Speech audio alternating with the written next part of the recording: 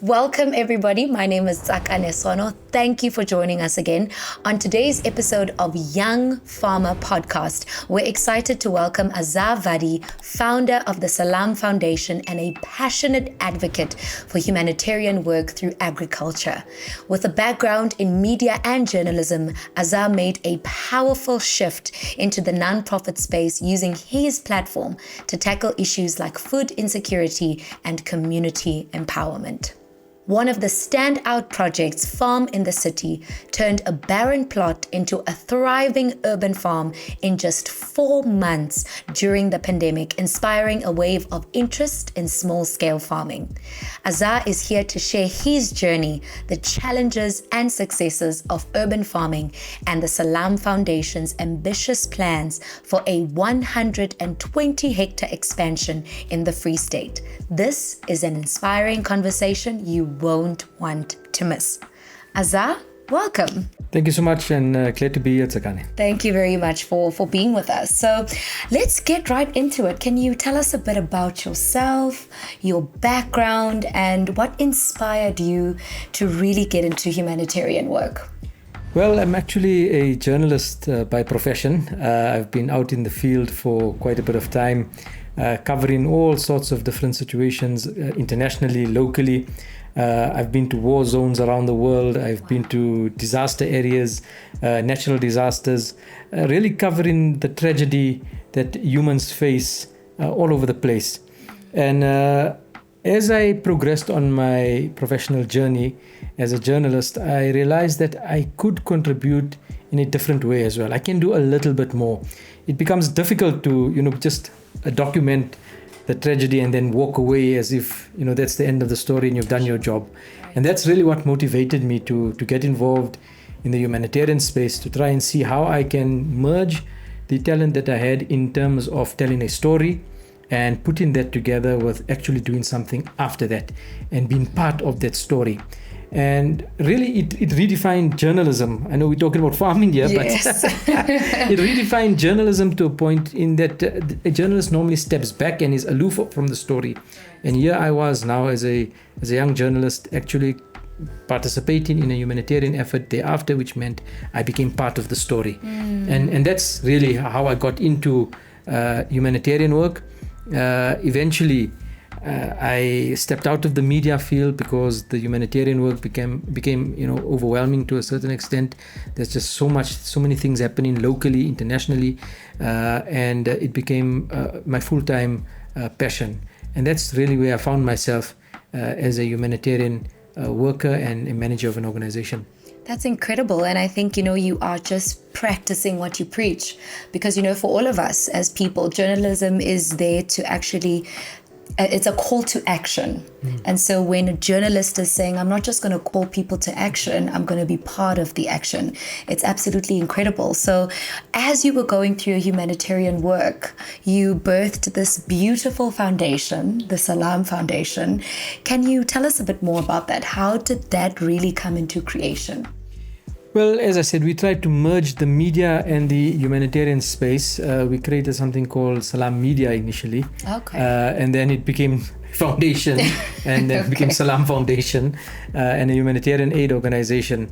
And as we got involved more in terms of trying to assist people, we realized that at the bottom end of it all, it's the belly, the stomach of a human being that needs to be looked after. That's the basis. And from there on, you can begin to build. If a child is hungry and they are in school, chances are they're not going to be doing well. If, a family unit, if there's no food on the table at the end of the day, that's going to become a dysfunctional family. There'll be arguments, there'll be fighting. The family is going to break up.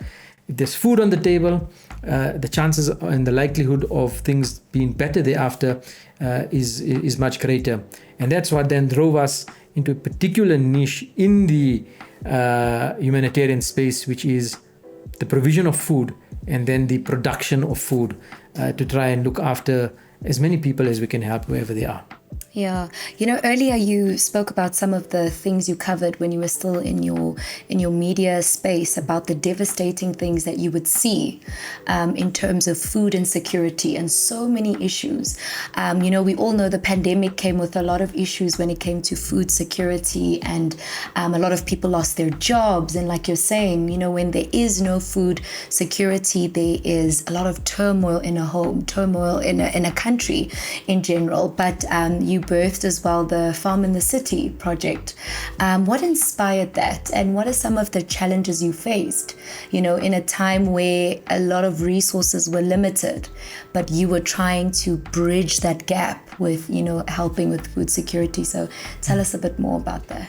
So here we were, right, as an aid organization in the midst of COVID. Everything was shut down. We all had our little paper that we had to drive around with because we were now assisting the communities. Yeah. And we were out there giving out food parcels. And really the need was overwhelming. So many thousands of people were suddenly stuck at home. They had lost their incomes.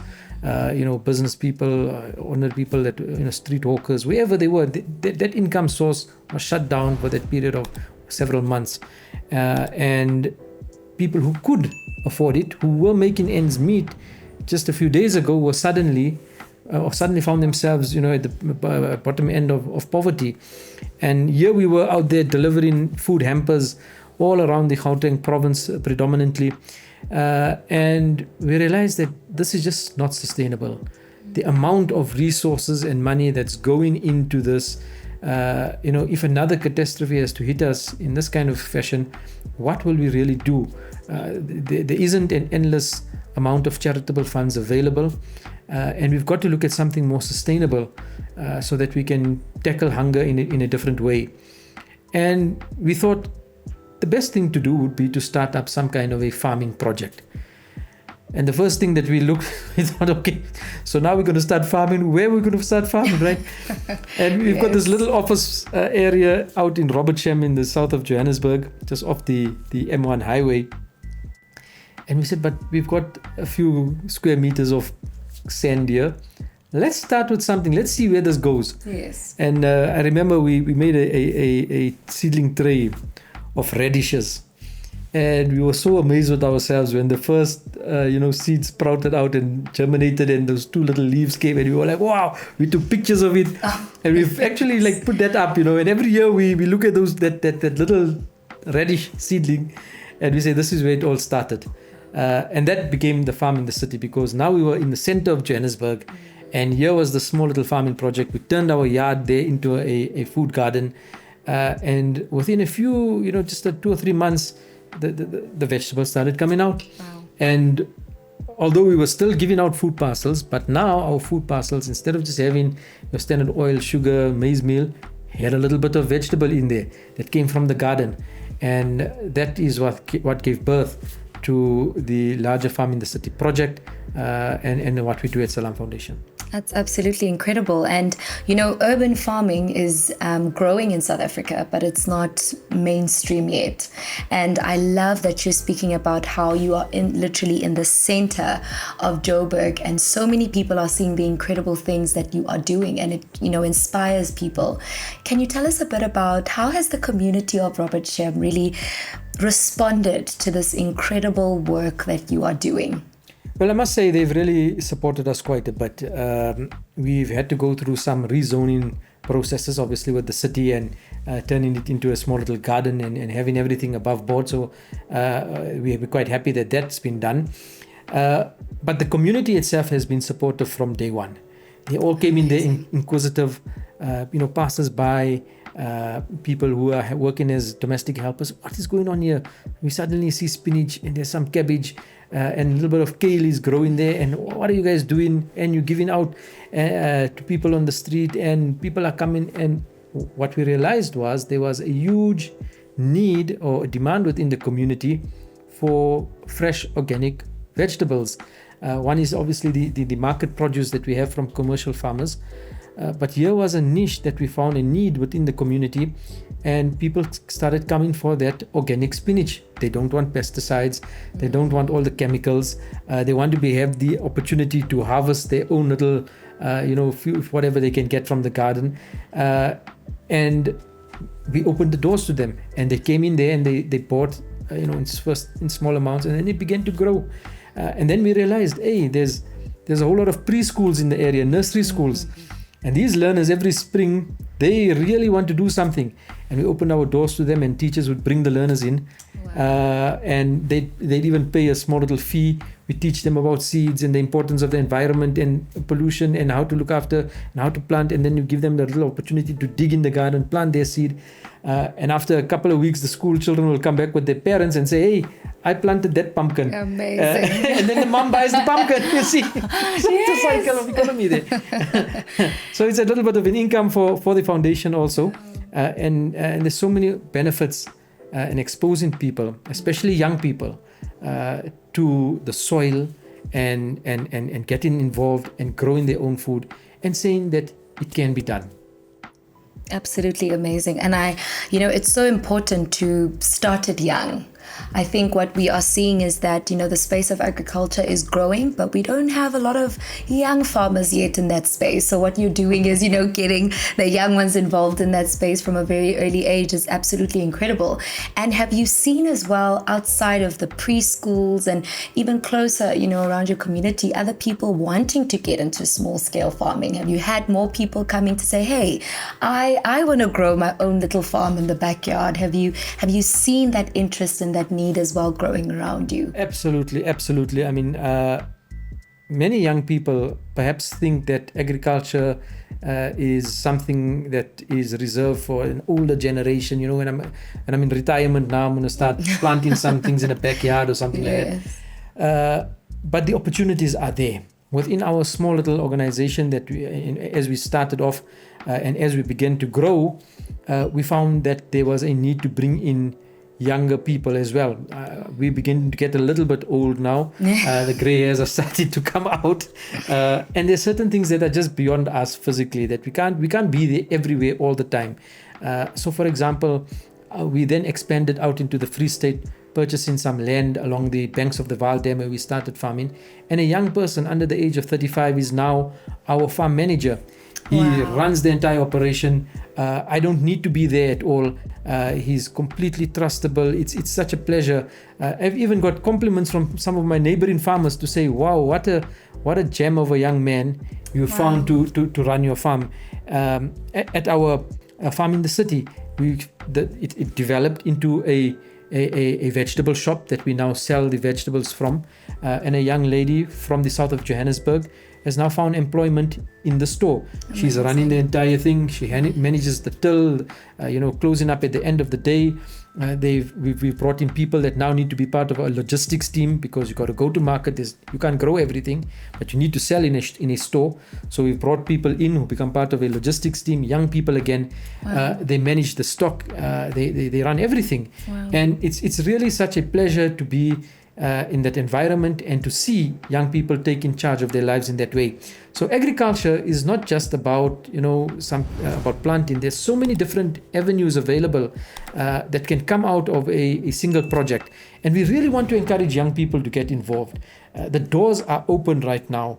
Universities are offering these courses. There are bursaries that are available specifically for students in the agricultural field, and we want people to be able to produce that food. We want to see commercial farmers, and we want South Africa as a country to once again become the leading nation in the Southern Hemisphere and perhaps in the entire world. Yes. In terms of food production and supplying the world with the nutrients that they need.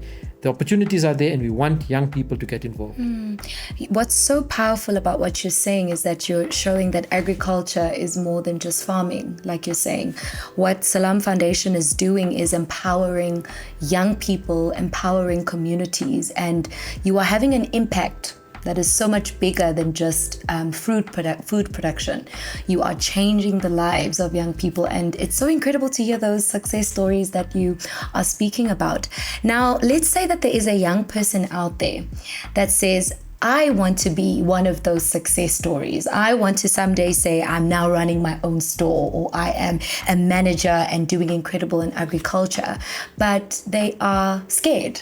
or afraid or don't know where to go or how they'll start, what would you say to them? What knowledge or words would you pass on to say, this is what you can do, this is where you can go to also one day be your own success story?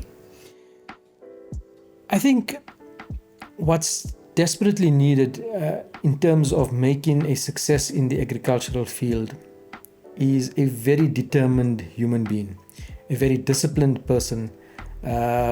You have got to be on that field 365 days of the year. The weeds are not going to say, you know what, it's now December. We're not growing now. They're going to come out, whether you like it or not. And even if you get to the stage of you having a complement of staff members and employees working for you, there's days that they are going to be off, they're going to need their holiday, and you're still going to have to, despite being the big boss on top or wherever you may reach one day, you're still going to have to dig your fingers into that soil and do the work. So number one is a mental attitude of determination. I'm going to make it work and I'm going to get out there. And then you need to make that effort of reaching out. Approach people like Salam Foundation, organizations like Salam Foundation. There are other, corporate farming enterprises, whether it's in the beef industry, whether it's in the chicken industry, whichever, produce, where you find that your inclination and your liking, go and nag and look for the people that you're going to that are influential in that space, and you will find that because this is an industry that is growing, there's year-on-year growth within the agricultural space. That means enterprises are getting larger, and if they are getting larger, they need more people to assist, more hands to be involved. So there's going to be space available, and food is such a thing. It's one of those industries where there will always be a need. We saw it in COVID. Everything else shut down, but the food industry had to continue because human beings need to eat all the time. So there's always going to be space available, and you need to be able to find and put yourself out there, and don't be afraid. Really, as a young person, you need to have that courage and that inner strength and inspiration to say, despite the challenges that I may be facing, the reality of life is that it's not easy out there. We know That's that. True. But nobody's going to come and put the platter in front of you. You're going to have to make it for yourself. And when you do that, you'll find that inner peace and contentment and success. When you look back at the journey 10, 20 years down the line, you'll say, I really made it. You're speaking about determination, and your face lights up when you speak about it, and you can tell that it's a very deep passion for you. And I'm sure with that kind of determination, there are obstacles you had to, jump over in your own foundation. So what are some of the challenges you faced in your journey in the space of agriculture? Probably the lack of knowledge. Remember, I'm coming from a journalism background. I can write a story for you. Yes. I can do all sorts of things in the journalistic field, but now I'm suddenly thrown into agriculture. I've never done this before in my life. So I've got to catch up. And I think my entire team around me, none of them actually come from formal agricultural institutes or studying. They've grown along. We've all grown together. So we had to catch up very quickly. Lots of YouTube videos, learner and explainer videos. AI has provided now a new opportunity. It's just so easy. You type in your question there, and the chat GPT or whatever it is gives you detailed answers. Being able to network with experienced farmers, people that have been in the field for many years, and asking them and saying, I don't know how to do this. What should I be doing here? And some of the mistakes are expensive. If you err, you build in a cattle kraal, it's a lot of steel or wood involved there. And if you build it wrong, it's quite a lot of money that's going down there, right? We went into sheep at one stage in the very early days. And we brought on somebody whom we thought was more experienced. But the person was a charlatan, so to say. And he was injecting our sheep with the vaccination for the various diseases that you get. Oh, goodness. But prior to, deworming them rather first. First the deworming process, and thereafter the vaccination. But it's supposed to be the other way around. You're supposed to first vaccinate and then deworm. And we wake up in the morning and hey man, one sheep is gone. Oh, and by the no. afternoon, there's another one gone. And then and you're just goodness. adding up the money and saying, what am I doing here? Sure. And then you realize you need the knowledge. You need to know what you are doing. So either by experience, or you're going to study somewhere, or you're going to intern with somebody and say, I'm willing to work and learn. And thereafter, once I've got that skill set, I'm ready to go out there. And there's one more opportunity that presents itself. And I think in the agricultural space, not many have seen this. If you manage to build your knowledge base and your experience to a sufficient level, you then enter into the space of consultancy. You don't need to run a farm, but you can be consulting other people and advising them, and you can be making yourself a very good income just through consultancy. Wow, that's amazing knowledge. And I guess, we have such easy access to social media. So let's get on YouTube and start watching all those farming videos to have the knowledge to potentially be consulting someday. So, food insecurity is also a very big thing in South Africa. And your foundation is doing a lot to address that. Can you take us through a bit of what are you doing to address the issue of food insecurity, and what are some of the successes that you've seen in your involvement in that space? So, as you may know, in the various informal settlements around Johannesburg, Gauteng, and the rest of the country for that matter, poverty is intense in South Africa. I've traveled to so many parts of the world, and while if you're living in the city, you may the residential areas, the suburbs, you may not notice it. But if you move just a little bit out of there, it's amongst the worst in the world. People are really suffering. There's hunger at the core of it all.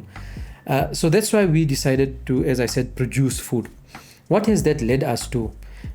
We now reach out to approximately 10,000 meals every month. And these are meat and vegetable meals. That's what we cover every month. So it's 2,500 meat packages and a kilogram of potatoes and onions that go along with it. All of it may not yet come from our farm production, but when we started, 0% came from the farm. We were buying everything from suppliers or other farmers, and we were distributing. Now, a significant percentage, up to 30 or 40% of what we are giving out to communities, it actually comes from our own farms and gardens. We've set up a cattle rearing facility, so we now into specifically Brahman, but we farm cattle. Goes to the abattoirs and gets slaughtered. It becomes meat packages. Meat packages then goes into the logistics program and gets delivered to the thousands of people in and around the Gauteng area. Besides that, the vegetables that come from the garden, from time to time, the excess that everything can't go into the store. So the excess that is now coming out of the store gets supplemented into those parcels. So from time to time, people will get a spinach bunch, or they'll get a bunch of carrots or some kale that goes along with the vegetable parcel of the potatoes and the onions. So that's what we've managed to achieve thus far. And we've been doing it consistently for almost 3 years now, delivering to these families and these homes. And for many of the people, we've come to find out that's basically what they're for the month. That's their only protein and vegetable intake that they get.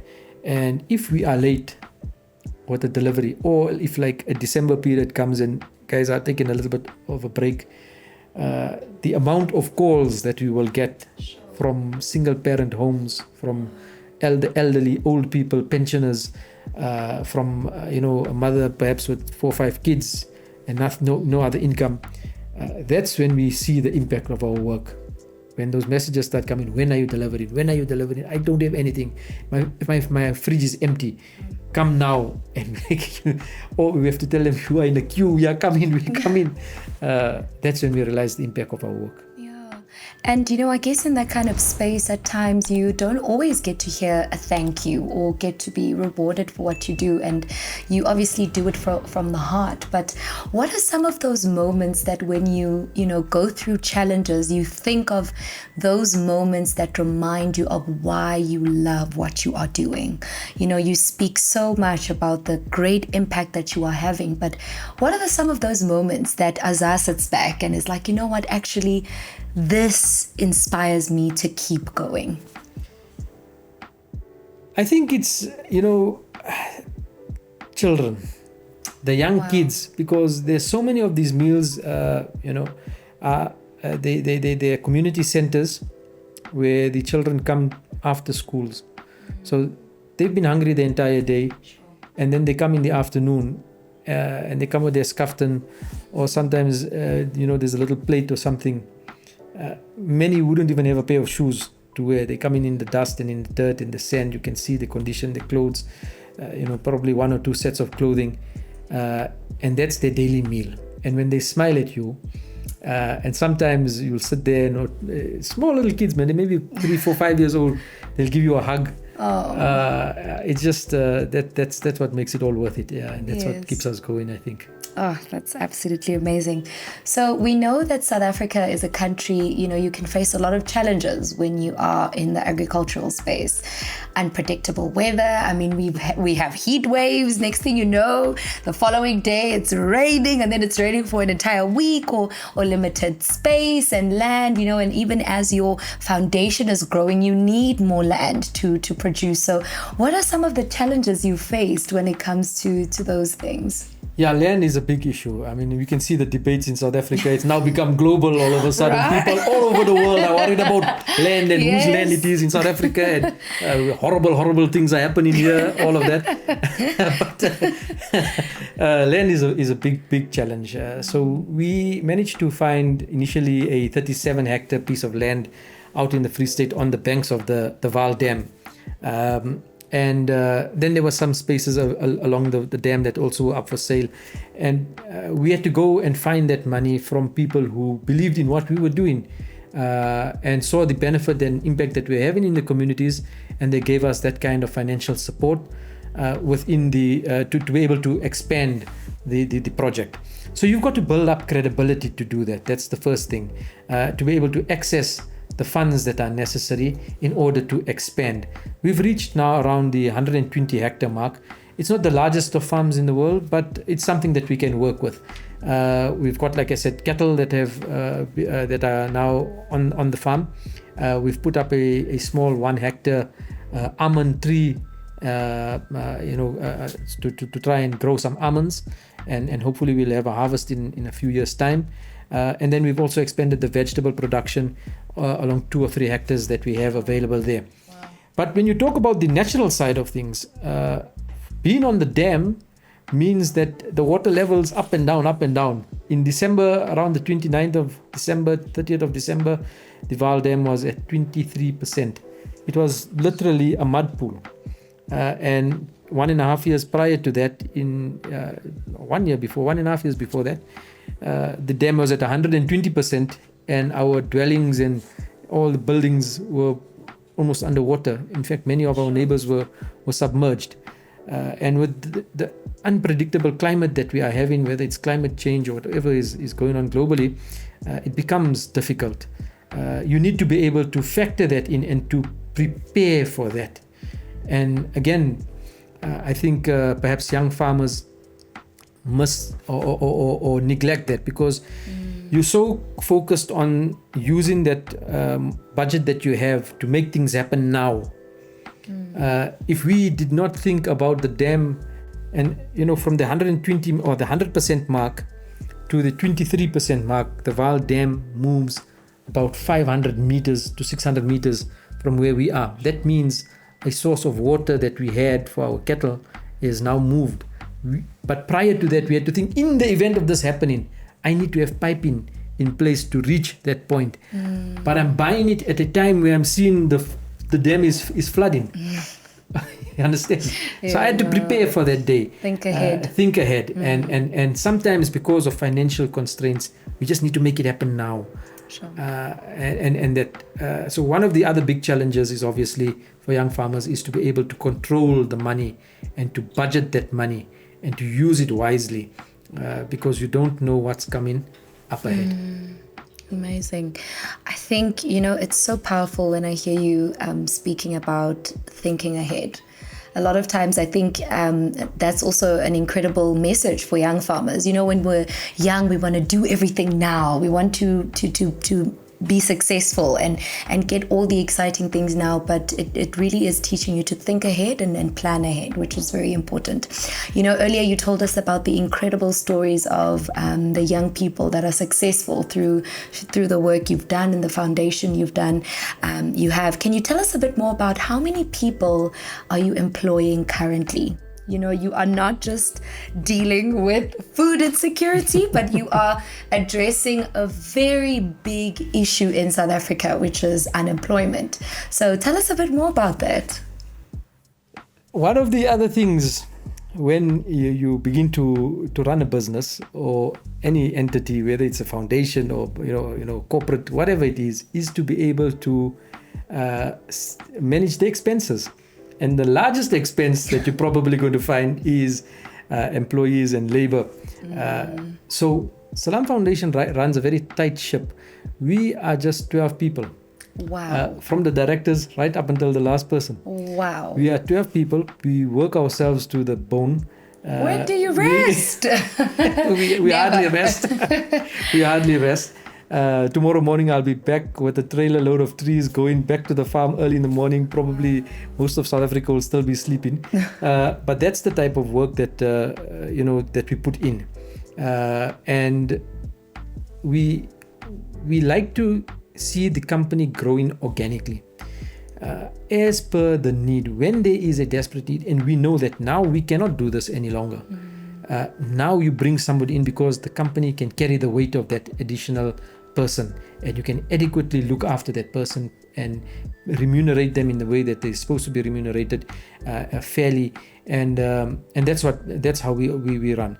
So as we grow as a company organically, instead of just bringing in people all over the show and say, "Oh, look, it sounds very nice on paper. Salam Foundation has created jobs for so many people, but it's not sustainable. In a year's time, we have to close shop because it's just too much of a burden."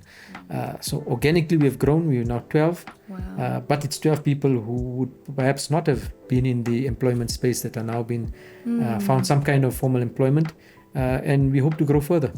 Yeah, that's incredible. And I know, to you might think, no, 12 is small. It's something. It's really big. It's really big. One person that gets to go back home every day and say, because of this foundation, I'm able to support myself, support my family. It's a very big thing. And we know that, when it comes to agriculture, community involvement and collaboration is very important. How can other stakeholders that really want to collaborate with you be part of this incredible work and movement that you are in? How can local farmers, businesses, and people really get involved with Salam Foundation? Well, our details are there on our webpage, salamfoundation.com, and we've got quite an active Instagram page. People can go and check it out as well.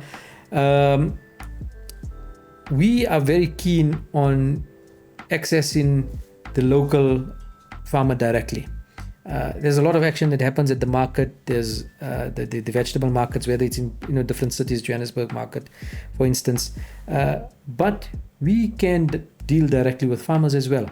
And we can bring in that stock. We are giving out and distributing to various communities, and it's a challenge sometimes to even find specific things that we are looking for that may not be available at the market.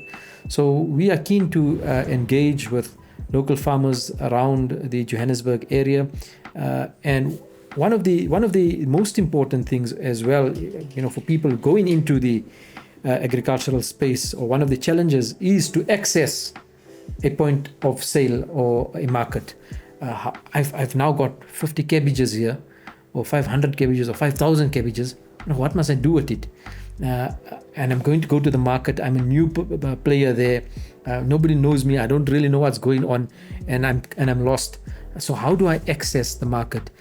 But there are alternatives like Salam Foundation. We may not be able to buy from everybody, but we could buy from selected people. And so we'd love people to contact us and reach out to us. Amazing. And, with people contacting you and getting more involved comes a lot of growth, for the foundation. Earlier, you were speaking about the expansion in the Free State and the incredible work that you're doing. How are you planning to scale up even further, but keeping that humanitarian, vision at the core of what you are doing? For you, it's very clear that this is not just about profits or what you get out of it, but you have a heart for people. And how do you balance the two? So for us, we see growth in empowering smaller urban gardens around the city now. We have an example in Mountain View, the Grasmere area in the south of Johannesburg, where we have provided some seed capital, some shade netting, a little bit of the irrigation, the seeds, the fertilizer to get the ground turned. And it's been a bit of a journey, but the local community now there has managed to grow dhania, coriander, for example, which is needed now, especially in the Muslim community, because they're going into the month of Ramadan and need to make samosas. Okay. So the dhania goes into samosas. So the price of dhania goes up at the market. Okay. But in Mountain View, they are now producing the dhania that we are buying. So we set them up. They now have a plan of action in front of them, and they've planted their seeds, and we are now buying back from them at a market-related price, or even better sometimes than the market. And that's where we'd like to go. We'd like to set up more of these places so that we have a relationship with people, we see development in the community, and we create that market for them to buy back. Another area that we've, as an example, is an area called Bekkersdal to the west of Johannesburg, in the Randfontein mine areas.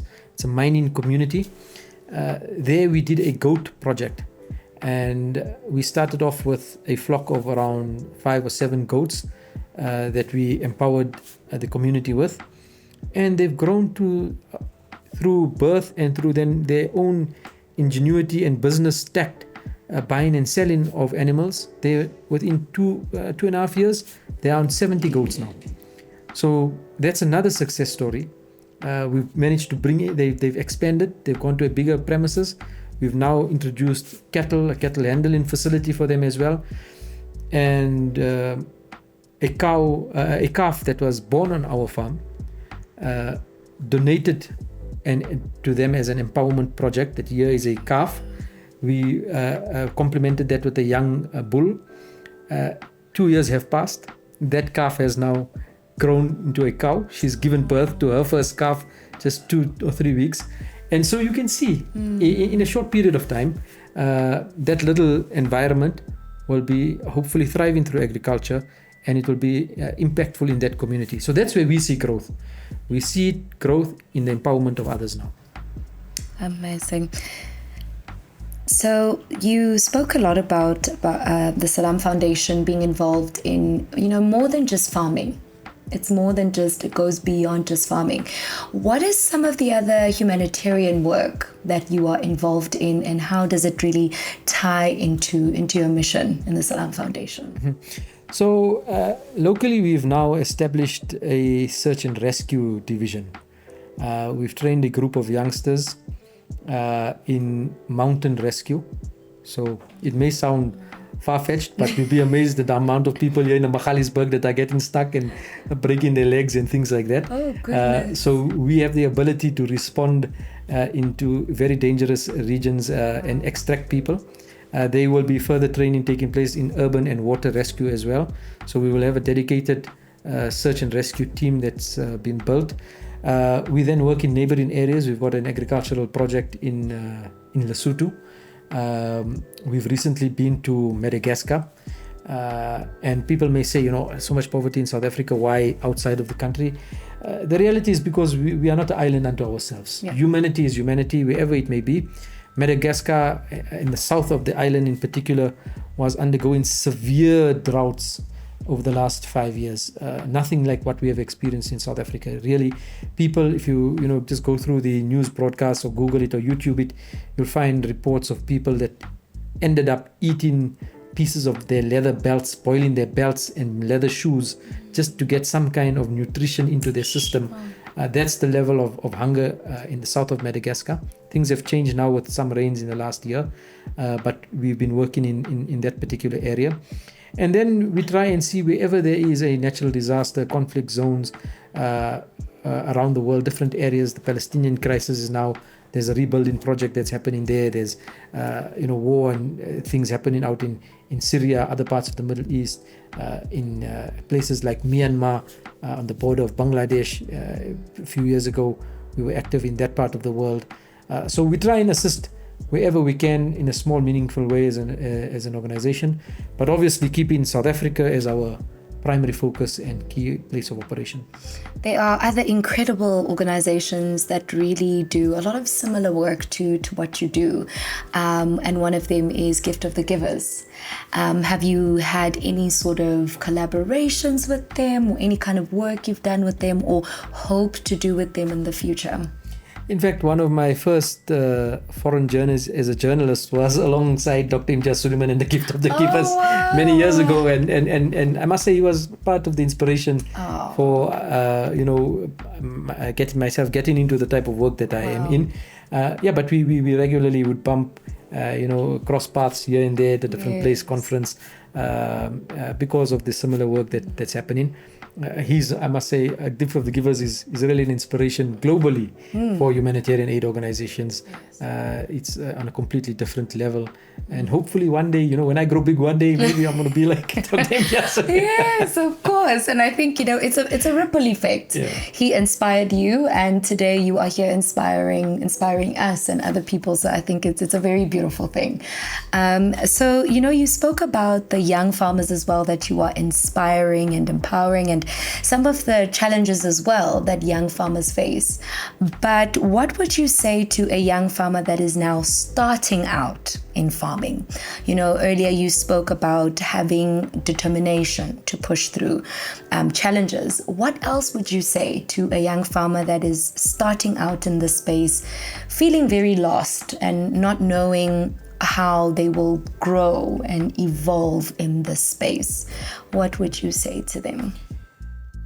I would say that if you have crossed the challenge or overcome the challenge of acquiring some land, irrespective of the size, it can be a 10 meter by 10 meter, or it could be a huge 1,000-hectare farm or whatever, and you've managed to get the basic implements and you are now ready to start actually farming, whatever the size and the scale of it. You need to just instill discipline into your life. That's the bottom end of it all. You need to be dedicated and committed to what you are doing. It's not going to be easy in the start, but what is? Wherever you start, whenever, whether it's in the formal sector or whether it is in a government space or in agriculture, it's not going to be easy in the beginning, but you got to just hold on in there, bait fast, carry on. Eventually, it will pay off. It will pay off.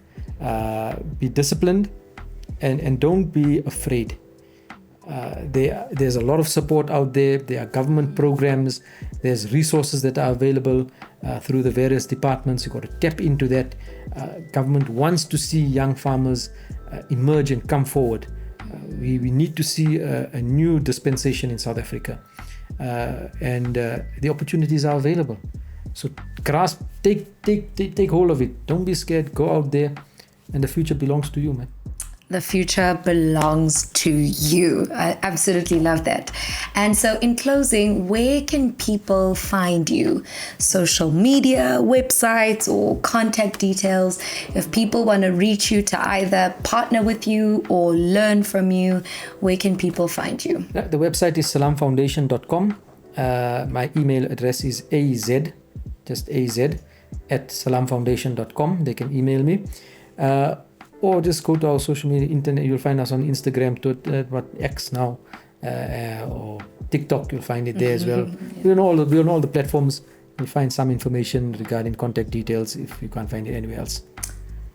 Any closing remarks from you? Anything you want to say to really close off this conversation?